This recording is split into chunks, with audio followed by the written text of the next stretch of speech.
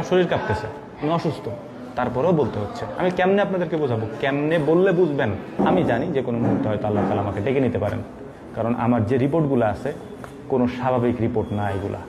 আমার হায়াত কতটুকু আছে আমি জানি না, তবে শরীরের কন্ডিশন বলে হয়তো আল্লাহ তাআলা দুনিয়াতে। বিসমিল্লাহ অ্যাগ্রোর এই ভিডিওটি দেখে রীতিমতো মনটা খারাপ হয়ে গেল।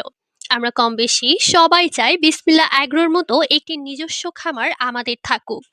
আমরা মনে করি উনি এত বড় একটা খামারের মালিক, নিশ্চয়ই অনেক সুখী একটা মানুষ। কিন্তু আমাদের ধারণা সম্পূর্ণই ভুল।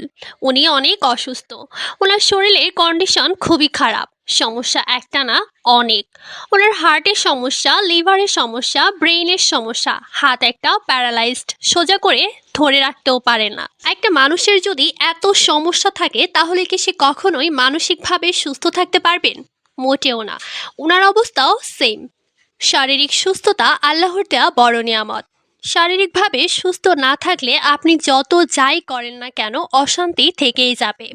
আমরা মানুষকে বাইরে থেকে দেখে জাজ করি, ওনাকে দেখে ভাবি উনি হয়তো কত সুখী একটা মানুষ, অথচ এই মানুষটা এতগুলো সমস্যা নিয়ে সার্ভাইভ